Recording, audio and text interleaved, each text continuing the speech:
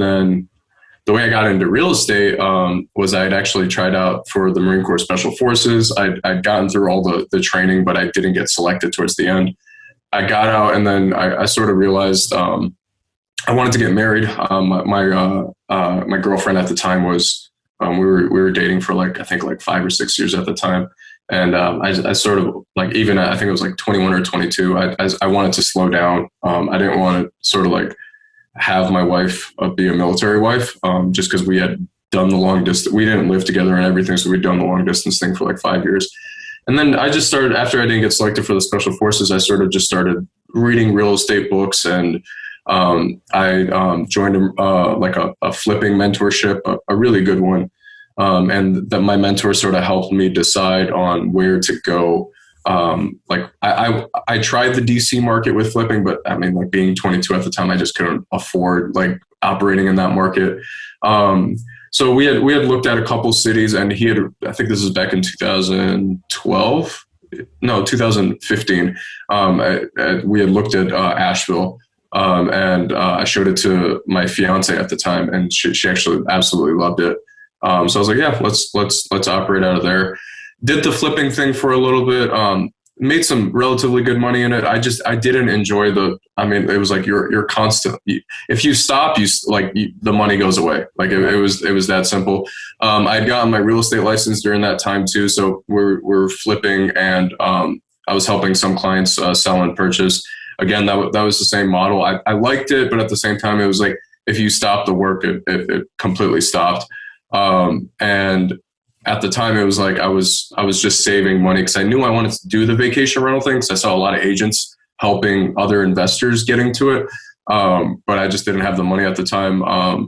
And then when we really started to look into purchasing, we just realized that everything was just very expensive, very competitive, even back in 2016 and 17. So yeah, we just decided to build our first cabin, and it turned out to be an A-frame. Found the builder, and then yeah.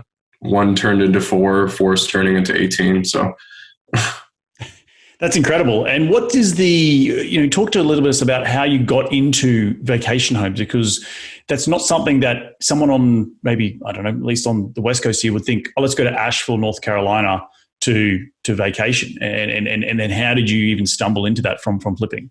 Yeah, so I got super lucky again with that. That mentor did know that market a little bit. He has investments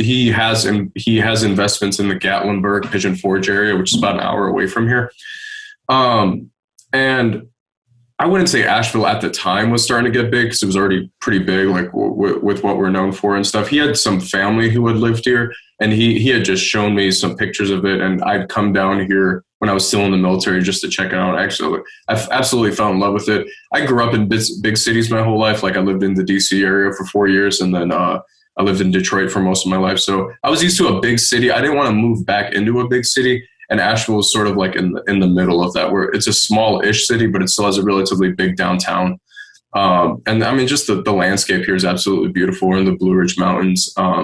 And it wasn't as expensive, and it still isn't as expensive as the Gatlinburg, Pigeon Forge area. We were looking for a drive-in city as well. So a city, we don't have our airport has 5 gates. So it's we don't have we have a small regional airport. A lot of people drive into the city, which is what we were looking for, just because we can sort of go out, find cheaper land a little bit further out from the city, and people are pretty fine with driving. So. Yeah, no, I've been to Asheville a handful of times. I've got a good Aussie mate who's been on this podcast many times and who I co-wrote the book with, 10,000 Miles to the American Dream. Oh, awesome. Robertson, he lives in there. He relocated from Southern California. He thought Asheville was awesome. And I've been there a handful of times. It's got a great art scenes, very hippy-dippy in terms of the alternative way of thinking. And it's great. I love it out there.